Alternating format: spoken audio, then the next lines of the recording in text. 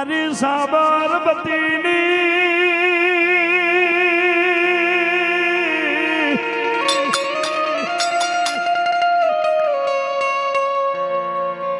સેન્ટલ જેલની અંદર મારી નાતના દીકરાની માં બનવા વાળી વડવાની મેલડી બેઠી છે.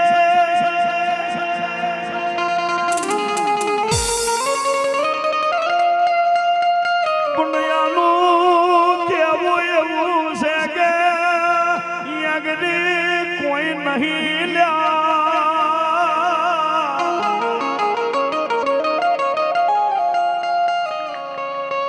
અને આવો મારી વડવાની મેલડી તમારી ભરોસાની માવતર બનશે.